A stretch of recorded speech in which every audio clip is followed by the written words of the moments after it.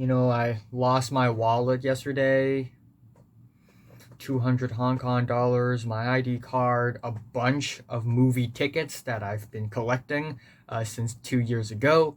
And then today I messed up physics exam and some other bad stuff. So, yeah, 2020 is starting off fantastically.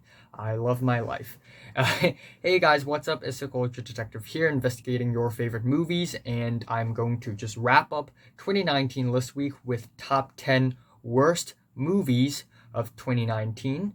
Originally, I was going to do the best movies list first, but since I was late to the hype train, I'm going to do the best movies list first. So, yeah, here we go. I have a really messy list right here. And here's the dishonorable mentions. There are a couple of really disappointing movies that came out in 2019. And of course, I have to mention Star Wars Episode 9, The Rise of Skywalker, which is probably the most disappointing one in the entire Star Wars franchise because this movie feels like nothing. None of the characters are done justice.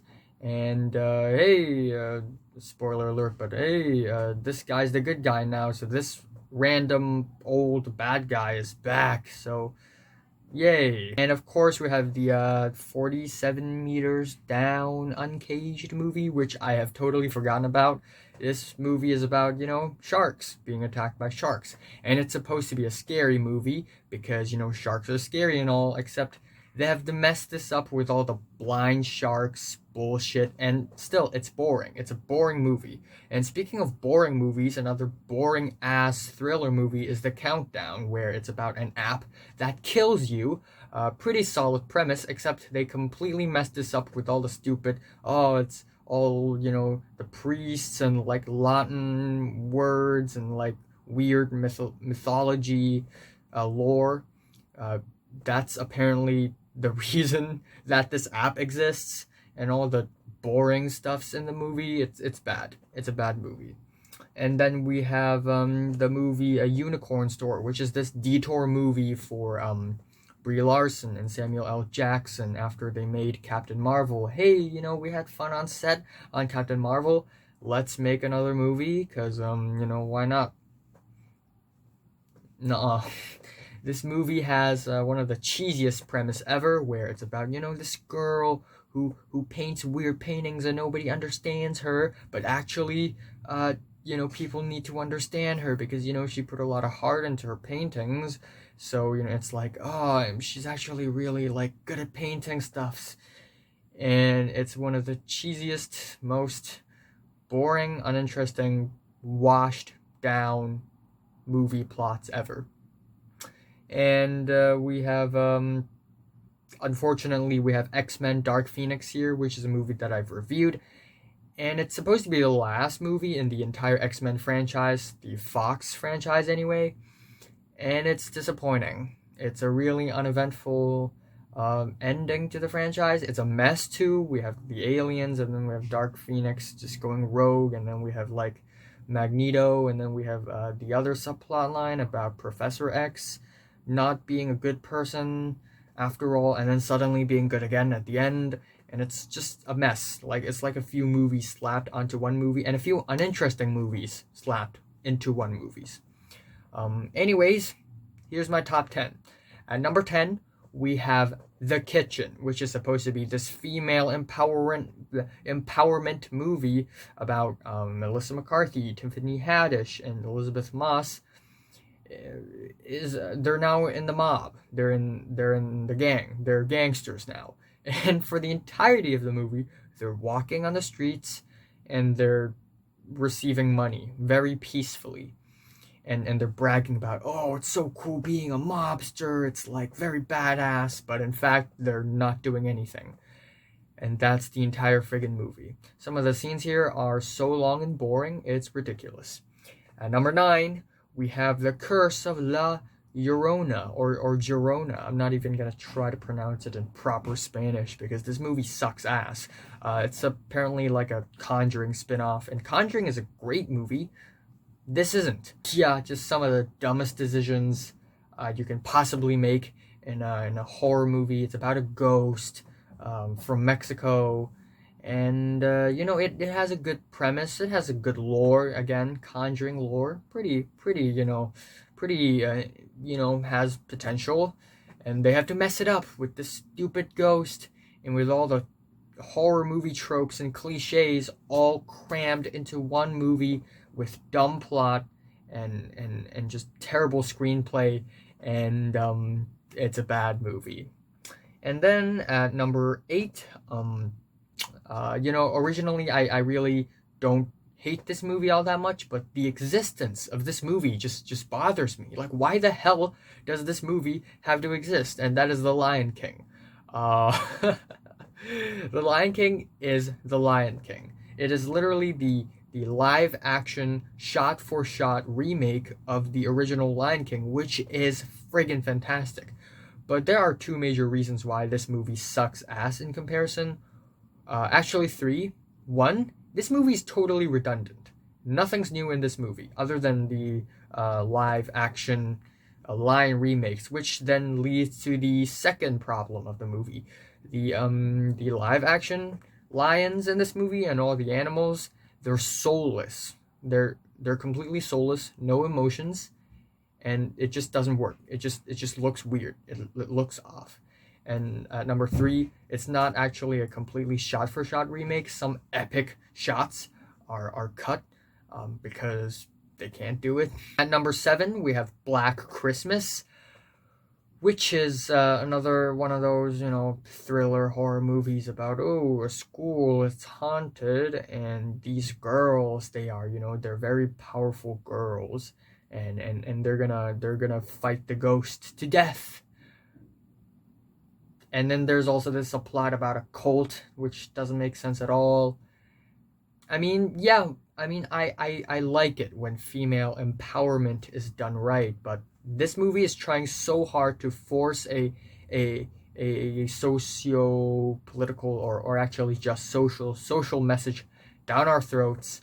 The message part of the movie is way heavier than the acting part, the plot part, the screenplay part. Just everything about this movie seems very sloppy, very cheap, and it's legitimately not scary. Actually, very, very boring. A lot of dumb movie tropes and just very tedious. Yeah. I hear sirens. This isn't good news. At number 6, I am giving it to Tall Girl, which I wish would be in the top 5, but unfortunately it isn't. Tall Girl is this, I guess, I don't even know if I should call it indie, because it's not a very popular film, a blockbuster released in like cinemas worldwide. It's a small movie that came out on Netflix featuring some small actors. And it's yeah. You know what's very irritating about this movie is that it doesn't do high school justice. I'm in a high school right now, or technically secondary school, and I really, really, really fucking hate it when somebody completely misjudges how high school life works, and we have this crappy movie where the high school life is totally inaccurately portrayed. And this movie is about a tall girl, as suggested by the title, Tall Girl. This girl, 6'1". I mean, yeah, sure, she's taller than me, but she's not that tall. She's not that tall. She's barely walking, like she's still functioning as a human being. And there's a line in the movie like, I'm a girl who's 6'1" wearing big shoes. Beat that. And it pisses me off because not only are there a lot of way worse school experiences around the world. I mean, just cruel, strict schools in Japan, Korea, in mainland China, in Hong Kong itself, in Asia in general. And even me, my school life probably sucks more than she is. At least she gets to choose what she wants to wear at school. I don't. I have to wear my school uniform. And I'm not even complaining about that. I like my uniform. Or not really. But still, I digress. This movie pisses me off. And also, this movie does Swedes injustice. Anyways, here's my top 5. At number 5, we have Playing with Fire, which is a movie that stars John Cena and Keegan-Michael Key playing a couple firemen. And it's a comedy movie, comedy for kids. And it's supposed to be a very family-friendly movie because it has a lot of poop jokes. There are so many poop jokes in the movie, literal shit jokes. There are multiple characters in this movie, and they all have a pooping scene. And wow, it's very, very funny. Wow, pooping is funny. Human excretion, sort of a disposing metabolic, not actually metabolic waste. That would be urine, but more like dietary fibers that really means nothing to us. Wow, that's very funny. Ha. Yeah, and all the My Little Pony jokes in this movie, really, it's not funny. In fact, it's very, very cringy, and the screenplay is terrible. Don't watch it. Anyways, at number 4, not a comedy, not a thriller / horror. It's a sci-fi, featuring Keanu Reeves, unfortunately one of the best celebrities of the world right now. I think Keanu Reeves had a gun held in front of his head, and was forced to make this movie because this movie's absolute garbage. It's basically 2 movies slapped into one. It's about this company trying to, I guess, implant consciousness into robots, and Keanu Reeves trying to clone his family.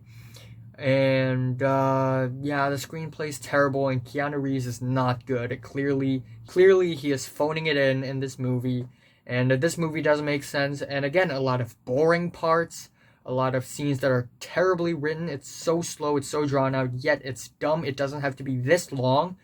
And it's like a very, very shitty sci-fi movie with not even an interesting plot, let alone an interesting interesting scenes.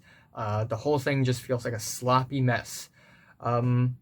Anyways, at number 3, even crappier and sloppier, one of the sloppiest movies of the year, The Haunting of Sharon Tate.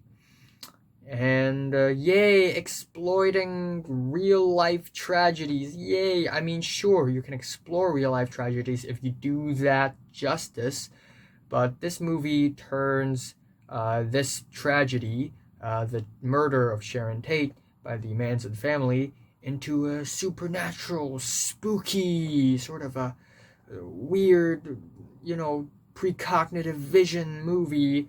And it's super sloppy. The editing, the cinematography here, it's like student film. It's worse than student films. The voiceover here, the editing, jeez. And then we have the acting. Hilary Duff plays Sharon Tate with a half-ass accent, and just laughably bad acting. Actually, everyone's acting here laughably bad. And don't even get starting on the plot with all the nightmares and all the, why am I seeing things but they're not there? Maybe I'm being haunted. Psych, the Manson family's coming here to kill you. Anyways, at number 2, The Fanatic. Literally one of the stinkiest movies of the year, because this movie, the first line of this movie, is iconic. It literally starts off with, I have to go poop. And this movie stars John Travolta playing an adult suffering from autism. And I do like a movie that really deals with autism and other illnesses that the hardships that come along with them. But in this movie, John Travolta is an autistic fan who really, really likes this actor, who really wants to sign, get an autograph. And for some reason, this actor is a humongous douche and decides to, I guess, kill him. And a bulk of this movie isn't even like the fun action stuff. And when there is action, it's ridiculous, it's poorly shot, and again, the screenplay, it's bad. And John Travolta's performance is not good. And what's even the moral of the story? Fans are annoying. Autistic people need care. Some celebrities are douchebags. Don't annoy people. I really don't know. I really don't know. But you already know what's my number one list. Everybody knows it's bad. And, it's Cats. Cats. Literally one of the most iconic musicals out there. And this movie totally ruined it with a half-ass, actually not even half-ass, total ass plot. Because there isn't even plot. It's basically a bunch of horny cats sort of wiggling around with human faces, which looks super uncanny. It actually looks disturbing. There's even a scene where a cat played by I forgot who, where it was trying to catch some cockroaches, and the cockroaches have human faces as well. That scene is nightmarish. A lot of people want to take kids to this movie. The kids are only going to wind up having nightmares for the rest of the year, if not the next year, that is 2020, after they watch this movie, because oh my gosh, I mean, cats are cute. Cats are cute, and they're not supposed to be pornographic. And this movie totally defies those two statements, with a very horrifying looking, uncanny looking cats, and them just being super horny, and they want to have sex. They legit want to have sex. We have Jason Derulo here, and we have Taylor Swift here. It's ridiculous. And then again, there's no plot. This movie is literally a bunch of half-assed dance numbers that have no rhyme or reason whatsoever, and they're all just there, arranged, with no plot. There's this main cat in the beginning, not even in the beginning, like I don't know, a few scenes in, and then this main cat has some problems, and like at the end, this cat meets like the queen cat, the ultimate cat, the cat boss, and then like something happened, and the cat's cool again. Like I really don't know what's going on, and then there's all like, what the hell is Taylor Swift doing here? Like, she pops up, sings a song, disappears, and then suddenly everyone's on a boat. Every cat's on a boat. Oh my gosh, cats are on a boat. It's crazy. How could that happen? It's crazy. But no, cats, they're on boats now.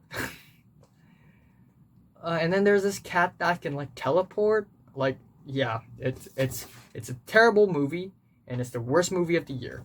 What is your least favorite movie of the year? Comments below. Thanks for watching, and stay tuned for the decade lists.